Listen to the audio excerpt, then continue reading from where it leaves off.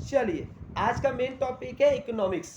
आपका सब्जेक्ट का नाम क्या है? बोल रहा है इकोनॉमिक एप्लीकेशन। क्या नाम है? Economic application. याद रखिएगा, क्लास 9 में भी आप लोगों ने इकोनॉमिक्स पढ़ा था। वो इकोनॉमिक्स क्या था? बेसिकली आपका जो इकोनॉमिक्स था, अभी तक आप जो पढ़ रहे हो वो सारे के सारे इकोनॉमिक्स आता है। इकोनॉमिक्स दो टाइप के होते हैं बेटा, एक होता है माइक्रो इकोनॉमिक्स, एक होता है मैक्रो इकोनॉमिक्स। लिख लो, economics are classified into two parts, micro economics and macro economics. MICRO micro और MACRO मैक्रो। अगर कोई तुमसे पूछे माइक्रो इकोनॉमिक्स क्या होता है, बोलना micro economics are those economics which are related to the individual point of concern. हर एक इंसान के पॉइंट ऑफ व्यू से अगर मैं बात करूंगा, इंडिविजुअल बात करूंगा, सबके इंडिविजुअल नीड्स, इंडिविजुअल वांट्स का बात करूंगा, तब वो क्या आएगा सर? माइक्रो इकोनॉमिक्स में आएगा। जब हम कहेगा कि अगर सर मैं पूरे नेशन का बात कर रहा हूँ, मैं पूरे सोसाइटी का बात कर रहा हूँ, micro economics means an economics which deal with individual point of concern. ठीक है, लिखो macro economics is an economics, macro economics is an economics which deal with whole group comma society और nation point of concern is known as macro economics. अगर जब कभी भी हम किसी भी प्रॉब्लम का बात करेगा, जो इंडिविजुअल का बात करेगा, तब समझना माइक्रो के अंदर आता है। जब हम किसी देश के बारे में बात करेगा, किसी ग्रुप के बारे में बात करेगा, कोई सोसाइटी के बारे में बात करेगा, तब समझना मैक्रो हो जाएगा। अगर मैं बात करने चालू करूं कि सर गंगोर, हाँ बोलिए ma'am. Sir it means N economics विच, कौन सा वाला? मतलब मैं अगर तुमसे बोलना चालू करूं कि सर माइक्रो और मैक्रो में क्या डिफरेंस है। माइक्रो का मतलब होता है सर इंडिविजुअल, मैक्रो का मतलब होता है सोसाइटी, ग्रुप और नेशन। मैक्रो में एक आदमी नहीं होता। जैसे अगर मैं बात करूंगा सर, अगर मैं कोई ट्रेंड का बात करूंगा, तो वहां पर मैं एक सोसाइटी को लेता हूं। अगर मैं कहीं बिजनेस लगाने जाऊंगा तो मैं देखूंगा उस लोकेलिटी में मैक्सिमम लोग कहाँ राई करते हैं। मैक्सिमम लोग, जहाँ पर मैक्सिमम ले लूंगा, ग्रुप ऑफ पीपल ले लूंगा, जहाँ 10-15 आदमी ले लूंगा, वहां पर वो क्या आ जाता है? मैक्रो हो जाता है। और जहाँ पर केवल इंडिविजुअल का बात करूंगा, वो क्या आ जाएगा? माइक्रो आ जाएगा। क्लियर है सर? ये पहली बात है। इकोनॉमिक्स जब स्टार्ट किए होंगे तो आपने दो बातों को तो याद किया होगा। हाँ क्या sir? Human wants are unlimited but resources who satisfy this wants are limited. Human wants क्या होता है सर? अनलिमिटेड है, बट जो रिसोर्सेस है जो मेरे वांट्स को सेटिस्फाइड करेगा, वो क्या है सर? लिमिटेड है। तो how we satisfied our unlimited wants with limited resources is our challenges. सबसे बड़ा चैलेंज क्या है मेरे पास? कि किस तरीके से अपने अनलिमिटेड वांट्स को लिमिटेड रिसोर्सेज से सेटिस्फाइड कर सकूं। ये मेरा इकोनॉमिकल प्रॉब्लम्स है, ये मेरा इकोनॉमिकल क्राइटेरियाज है, जिसको हमको सॉल्व करना सबसे बड़ा प्रॉब्लम मेरे पास आता है। कोई दिक्कत है? अभी हम लोग किसको डील करने वाले हैं सर? हम लोग के क्लास 10 के टॉपिक में माइक्रो विथ मैक्रो दोनों चीज कंसर्न है। माइक्रो भी है और मैक्रो भी है। सर माइक्रो का बात करने चालू करूं, सर माइक्रो इकोनॉमिक्स क्या हो गया? तो यहां पर मैं बात करूंगा केवल डिमांड का, सर यहां बात करूंगा सप्लाई का, यहां बात करूंगा इलास्टिसिटी डिमांड का, यहां बात करूंगा फैक्टर ऑफ प्रोडक्शन का। ये सारे क्या हो गया सर? इंडिविजुअल। अच्छा मैं अगर तुमसे पूछूं, तुम्हारा वांट्स और इसका वांट्स दोनों में डिफरेंस है कि नहीं है? तुमको जो पसंद है हो सकता है इसको पसंद ना हो, इसको जो पसंद है हो सकता है आपको पसंद ना हो, आप दोनों को जो पसंद हो सकता है मेरे को पसंद ना हो। हर एक इंडिविजुअल का वांट्स, नीड डिफर होता है, क्योंकि wants and needs are not to be same each and every people of the concern. आपकी मम्मी और आपके वांट्स भी डिफर हो सकते हैं, तो ये जरूरी नहीं है आपके भाई और आपका भी डिफरेंस हो सकता है। वो मतलब सर वांट्स और नीड जो होता है ना सर, ये इंडिविजुअल पॉइंट ऑफ होता है, और individual needs are differ from each other. हर एक लोगों से उसकी नीड्स, उसका वांट्स, उसका सेटिस्फेक्शन अलग होता है, वो एक जैसा नहीं होता है। यहां तक कोई दिक्कत है? यहां तक क्लियर है? फिर अगर तुमको बात करने जाए कि sir individual point of concern से हम कंसीडर करें कि किस तरीके से हम मार्केट को कंसीडर करते हैं, मार्केट को हम देखते हैं, वहां बात करेंगे तो यहाँ आ जाएंगे अपने इकोनॉमिक्स के अंदर। समझ में आया इकोनॉमिक्स क्या था? अगर जैसे एग्जांपल लेता हूँ कि सर मान लो आपके पापा मम्मी ने आपको 1000 रुपया बर्थडे पार्टी में गिफ्ट दिया, प्रेजेंट दिया। आप उस 1000 में क्या कर सकते हैं? सर मेरा वांट्स बहुत सारा, वांट्स आर अनलिमिटेड। किस तरीके से? आप उस 1000 रुपये में दोस्तों को पार्टी देना चाहते हैं, आप उस 1000 रुपये में ड्रेस खरीदना चाहते हैं, आप उस 1000 रुपये में क्या नाम है मूवी देखना चाहते हैं, आप उस 1000 रुपये में क्या नाम है बुक खरीदना चाहते हैं, आप उस 1000 में क्या नाम है कोई क्या नाम है ज्वेलरी खरीदना चाहते हैं, कुछ भी जो आपकी इच्छा करे। हाँ, तो वो आपका बॉन्ड बहुत ज़्यादा है, लेकिन अब पैसा देखिए 1,000 है, एक साथ 2 बॉन्ड सर्टिफाइड हो नहीं सकता। जो बहुत सबसे ज़्यादा जरूरी है हम उसको सेटिस्फाइड कर देते हैं, बात जो कम जरूरी है उसको बोलते हैं लेटर बाद में हम करेंगे। डाउट है? इस तरीके से आपने क्या करते हैं, हाँ अपने बॉन्ड्स को सीरियल वाइज करते हैं। जो ज़्यादा जरूरी इसको पहले सेटिस्फाइड करते हैं, फिर जो बाद में जरूरी इसको रोक के रखते हैं। जब दोबारा कोई पैसा आता है फिर इसको सर्टिफाइड करते हैं, फिर इस तरीके से हम नीचे जाते हैं। इसी को बोलते हैं इकोनॉमिक्स। और डायलिमा क्या होता है? Dilemma means confused, which wants are satisfied first and which wants are satisfied later. If the person are correctly to be measured and they correctly to be choice for a right point of concern and they solve their problem, they are called a proper management of the concern. जो बंदा इस चीज़ों को जो manage कर पाता है उसी को बुलाता है घर की चाबी उसके हाथ में, घर का पूरा खर्चा देता है, तू बेटा घर संभाल ले। कारण क्योंकि अगर मान लीजिए आपको पास, क्योंकि सबके घर का एक ही हालत है, आमदनी अठन्नी खर्चा रुपया, चाहे अंबानी जी हो चाहे जितने बड़े करोड़पति हो, सबका एक ही हालत है। पैसा जितना आता हो, चाहे जिसके घर में 10,000 रुपया आता हो तो उसका 12,000 का खर्चा है, जिसके घर में 50,000 आता हो तो 52,000 का खर्चा है, जिसके घर में लाखों आता हो तो उसको करोड़ों का खर्चा है। मतलब जितना पैसा आता है उतने सेटिस्फाइड किसी को नहीं होता, उसका खर्चा हमेशा उससे ज़्यादा होता है। तो उस घर का वो आदमी जो इसको मेंटेन कर पाता है कि मैं अपने अपने खर्चे में कौन से खर्चे को पहले लूँगा और किस खर्चे को बाद में लूँगा, किसको मुझे छोड़ना है, किसको मुझे सेटिस्फाइड करना है, कौन सा पहला कौन सा लेटर, जो इसको अरेंज सही से कर पाता है उसी को बुलाता है कि तुम घर को संभाल लो। डाउट है? क्लियर हो गया यहाँ तक? फिर अगर मैं बात करने जाऊं तो इसको बोलते हैं इकोनॉमिक्स का पार्ट। अगर मैं बोलूंगा sir elasticity of demand, sorry elements of theory of demand, आज के टॉपिक हम लोग क्या पढ़ना है सर, क्या क्या चैप्टर्स है आपके, पहले वो लिख लीजिए। क्लास 10 के मेन चैप्टर्स का नाम है पहले elements of theory of demand. Demand क्या होता है हम लोग क्या पढ़ेंगे सर, डिमांड क्या होता है, elements of theory of demand. ये आज का डिस्कशन जो होगा चैप्टर के पूरे चैप्टर नाम बताने के बाद आपको elements of theory of demand को हम थोड़ा डिटेल में जाएंगे। चैप्टर 2 है जो वेरी वेरी वेरी इंपॉर्टेंट है, उसका नाम है इलास्टिसिटी ऑफ डिमांड। क्या है? Elasticity of demand. मतलब डिमांड तो सर है, फिर उसको कितना इलास्टिक करेगा, कितने तरीके का होता है, वो सारी डिटेल में पढ़ेंगे। फिर पढ़ेंगे थ्योरी ऑफ सप्लाई, सप्लाई कैसा होता है सर, वो क्या होता है। फिर पढ़ेंगे factor of production. There are 4 factor of production, याद रखना बेटा, there are 4 factor of production. कोई भी सामान को प्रोडक्शन करने के लिए, सामान को बनाने के लिए 4 फैक्टर होते हैं। एक होता है लैंड, एक होता है लेबर, एक होता है कैपिटल, चौथा होता है ऑर्गेनाइजेशन।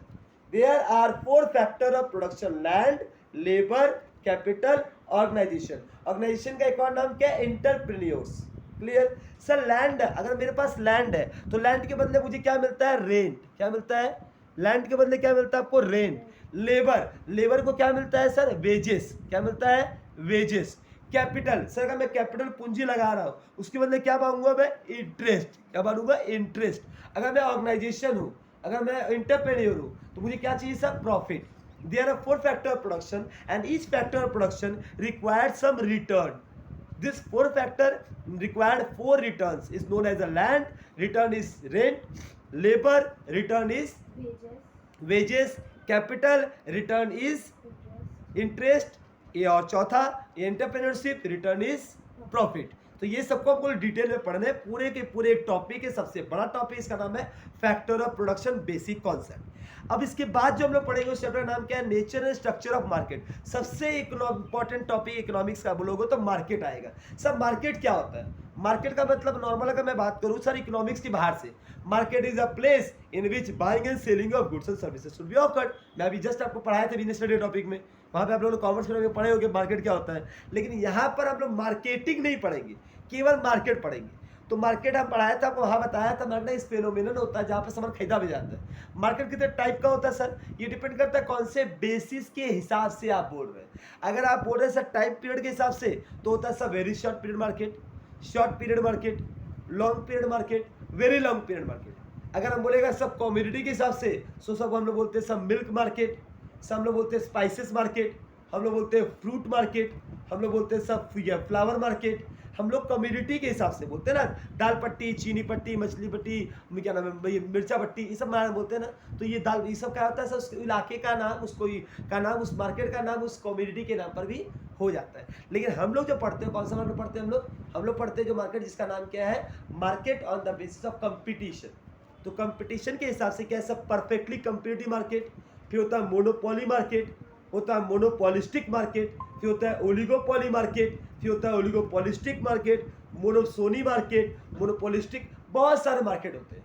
ठीक है, ये क्या होता है बेटा मार्केट का अगर बोला जाए तो मार्केट का बहुत सारे सेगमेंट है कंपटीशन के हिसाब से। एक एक करके एक्सप्लेन कर दो, ध्यान से पहले सुनना।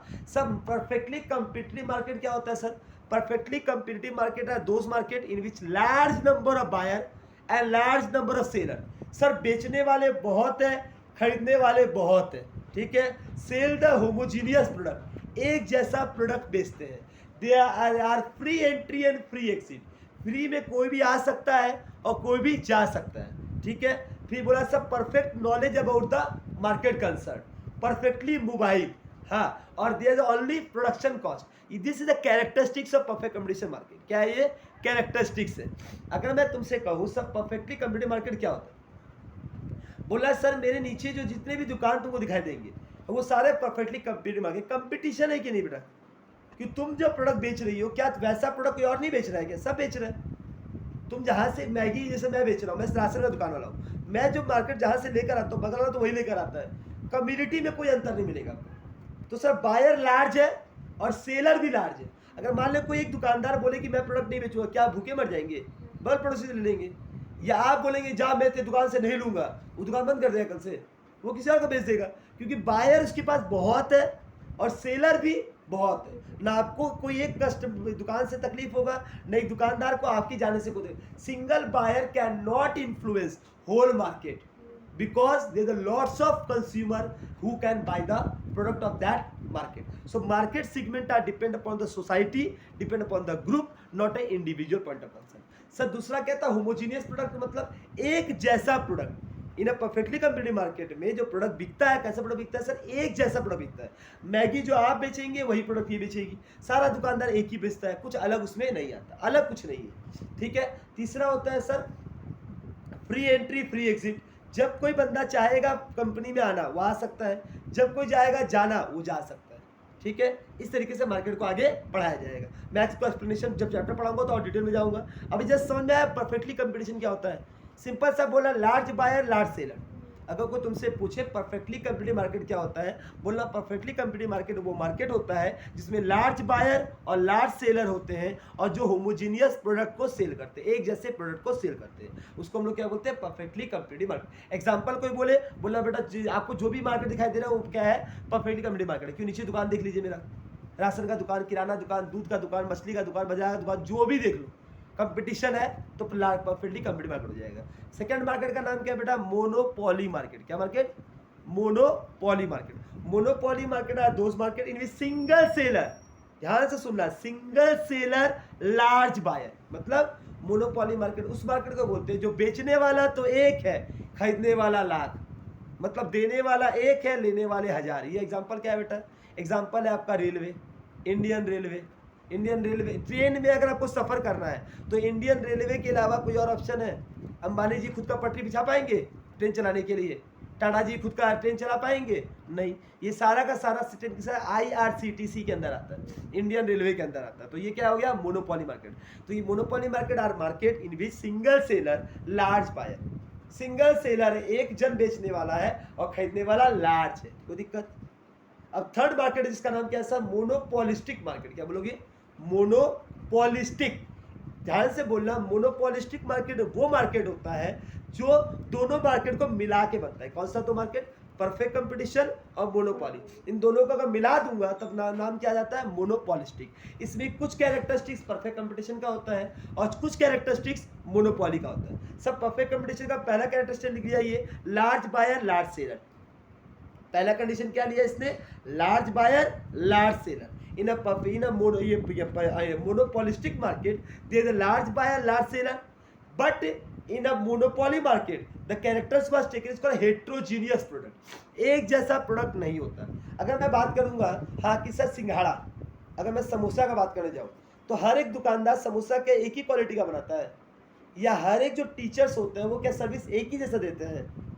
किसी का सर्विस अलग होता है, सबका पढ़ाने का तरीका अलग होता है। पढ़े लिखे सब होते हैं, सब पढ़ते एक ही जैसा है, सबने एक ही तरीका से पढ़ा है, बस उसको अपने तरीके से अंडरस्टैंड करना और उसको अपने तरीके से एक्सप्लेन करना, वो सबका डिफर होता है। सब टीचर का पढ़ोगी तुम देखोगी सबका अलग अलग तरीके से पढ़ाने का तरीका होता है, तरीका कभी भी एक जैसा नहीं होता है, क्योंकि वो क्या ऐसा हेट्रोजीनियस है। आपको पढ़ाई का टॉपिक एक मिलेगा, चैप्टर एक ही मिलेगा, लेकिन पढ़ाने का तरीका जो होगा वो डिफर होगा, हर एक लोगों का डिफर होता है। ठीक है, तो ये क्या बोला जाए सर? ये मोनोपोलिस्टिक मार्केट है। सर अगर हम बात करेंगे समोसा का, जलेबी का, कचौड़ी का, सर हम छंगानी का कचौड़ी खाते हैं क्योंकि सर वो ज़्यादा नाम हो चुका है। सर तिवारी ब्रदर्स का, सर दोनों लाए खड़ा कर दो, दोनों का क्वालिटी अलग होगा, कुछ इंग्रेडिएंट्स अलग होते हैं, क्योंकि सब में क्या होता है सर उसका खुद का बनाने का तरीका अलग होता है, तो वो हेट्रोजीनियस आता है। इसीलिए कुछ लोग होते हैं चाहे पैसा महंगा हो तो उसके पास ही खाते हैं। Price is not matter but quality is matter, लोग ये बात बोल देते हैं, क्योंकि हेट्रोजीनियस एक जैसा होता तो लोग सस्ते के पास जाते। अगर एक ही जैसा होता तब अगर प्राइस डिफर करता तो मैं बोलता हूँ कि मैं सस्ता से खा लूँगा, एक ही तो लग रहा है, अलग तो है नहीं। लेकिन क्वालिटी अलग होने के कारण, क्वांटिटी अलग होने के कारण, उसमें टेस्ट अलग होने के कारण उससे महंगा पे भी लोग भीड़ कर रहे हैं और सस्ता में भी लोग अपने हिसाब से कर रहे हैं, क्योंकि हम लोग कौन से मार्केट में है? हेट्रोजीनियस मार्केट है। इस कॉल्ड परफेक्टली कॉम्पिटिटिव मार्केट नहीं है, मोनोपोलिस्टिक मार्केट। कौन सा मार्केट है बेटा? मोनोपोलिस्टिक मार्केट है। मोनोपोलिस्टिक मार्केट वो मार्केट होता है जिसमें दोनों मार्केट का क्या होता है? सब कॉम्बिनेशन होता है। यहाँ तक कोई दिक्कत है तो बोलिए। अच्छा, बात है चौथा मार्केट में, इसका नाम क्या है सर? Oligopoly market. कौन सा market? Oligopoly market. Oligopoly market वो मार्केट होता है जिसमें फ्यू सेलर, फ्यू मतलब बहुत ही कम सेलर, एंड लार्ज बायर होते हैं। सब फ्यू सेलर का मतलब बेचने वाले एक नहीं है, एक होगा तो मोनोपोली हो गया। फ्यू का मतलब है सर लेकिन बहुत ही कम है। फ्यू सेलर मतलब बहुत, जैसे एग्जांपल पता है सर सॉफ्ट ड्रिंक, अगर कोल्ड ड्रिंक का बात करूँ या सॉफ्ट ड्रिंक का बात करूँ, बहुत ही कम कंपटीटर है सर। कोक है, पेप्सी है, हाँ थम्स अप है, मिरिंडा है, मिला के 15-20 कंपनी से ऊपर कंपनी है क्या? तो कंपटीटर कितने हैं सर? बहुत ही कम है। असली बात करूँ तो कोक और पेप्सी, जो कोक और थम्स अप तो एक ही कंपनी बनाती है। बहुत सारी कंपनी क्या करते हैं मर्ज करके एक दो कंपनी मिलाकर 2 या 3-4 कंप्यूटर ज़्यादा आपके पास नहीं है।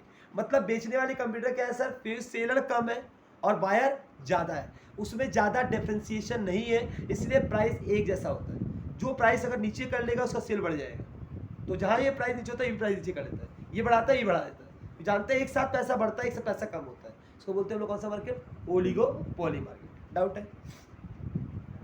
फिर एक होता है सर मोनोपोली मार्केट, मोनोपोली का उल्टा होता है। फिर ओलिगोपोली, बहुत सारे ओलिगोपोली का उल्टा होता है, बहुत सारे मार्केट होते हैं, इसको हम लोग पढ़ेंगे डिटेल में। यहाँ तक में समझ में आया आपको पढ़ाना क्या चाहता था मैं? मार्केट का सीगमेंट समझ में आया मैम? सबसे बड़ा टॉपिक मार्केट का था। मैं इसका नोट्स आपको दे दिया जाएगा, पूरा डिस्कस समझाया जाएगा, आपको टेंशन कुछ नहीं करना, खाली सुनना है मेरी बातों को। चीज़ें समझ में अच्छे से आई। अब आते हैं चालू नेक्स्ट टॉपिक में। ये आपका क्या था? चैप्टर नंबर 5 था, जिसका नाम था मार्केट। समझ आया? पहला चैप्टर क्या था बेटा? डिमांड, दूसरा elasticity of demand, supply, factor of production, market. अब छठा टॉपिक का नाम लिखिए, the state and economics, the state and economical development, the state and economic development. The state and economical development मतलब होता है सर इसके अंदर आ जाएगा, ये माइक्रो के अंदर आ गया। अब किस तरीके से इकोनॉमिकल डेवलपमेंट हो सकता है? मैक्रो के अंदर, माइक्रो नहीं, माइक्रो तक 5 खत्म हो गया। 5 चैप्टर माइक्रो है, 5 चैप्टर मैक्रो, आधा आधा तोड़ा गया है। माइक्रो का केवल 5 चैप्टर है जो मैंने आपको बता दिया। अब हम पढ़ा रहे हैं मैक्रो इकोनॉमिक्स। यहाँ पर नेशनल का बात करेंगे हम लोग, देश का बात करेंगे, यहाँ पर खाली इंडिविजुअल का बात अब नहीं करेंगे। ठीक है, पहला टॉपिक है स्टेट एंड इकोनॉमिकल डेवलपमेंट। फिर सब चैप्टर नंबर 2 का नाम है meaning and function of money. Money क्या होता है सर? पैसा क्या होता है? यहाँ पर मनी को पढ़ेंगे। असली में मनी का ऐसे कोई पूछेगा तो बोलना money is a medium of exchange. क्या है सर? मीडियम ऑफ एक्सचेंज है। 4 फंक्शन है, यहाँ पर मीडियम एक्सचेंज है, मेजर ऑफ वैल्यू है, स्टैंडर्ड ऑफ स्टोर है, हाँ, और इसका कैलकुलेशन ऑफ वैल्यूएशन है। मतलब 4 फंक्शन होता है मनी का। मनी को मैं क्या कर सकता हूँ सर, पहले हम लोग क्या यूज करते थे, बार्टर सिस्टम। क्या यूज करते थे, exchange of goods in exchange of services. मैंने तुमको सर्विस दिया, इसके बदले तुम हमको गुड्स देती थी, ठीक है। नहीं, पहले प्रॉब्लम इसमें क्या होता पता है, मान लो तुम वो सामान दो जो तुम्हारे पास ज्यादा है, हो सकता है मेरे पास जो माल हो, तो हम क्यों तुमसे खरीदेगा, फिर उसको कहाँ बेचने जाए, कैसे करें, बहुत सारे प्रॉब्लम क्रिएट होते थे इसमें। हाँ, तो इस कारण से हम लोग क्या बोलते थे सर, इस चीज को पकड़ना बहुत कंफ्यूजन होता था। लेकिन हाँ, तो इसलिए मनी जब आ गया तो ये आसान हो गया। आपको सर्विस दिया, आप पैसा दिए, पैसे से हमको जो खरीदना हम खरीदेगा, ठीक है। तो मनी चीजों को, इकोनॉमिक्स को अच्छा सॉल्व किया। फिर आज सर कॉमर्शियल बैंक, अब बैंक के बारे में पढ़ेंगे हम लोग। फिर सेंट्रल बैंक का फंक्शन पढ़ेंगे, सेंट्रल बैंक का काम पढ़ेंगे। फिर इन्फ्लेशन, इन्फ्लेशन मतलब महंगाई, मतलब एसेंशियल कम्युनिटी का प्राइस जो इंक्रीज होता जा रहा है, इसको बोलते हैं महंगाई। डाउट है? ये आपका यहाँ तक का कोटेशन था, यहाँ तक का इंट्रो था, चैप्टर के अंदर का पार्ट था। यहाँ तक के पार्ट में किसी को दिक्कत है? ये आपका इंट्रो था, अब चैप्टर का आपका चालू करेंगे फर्स्ट के पार्ट के अंदर, कोई दिक्कत? चलिए, थैंक यू।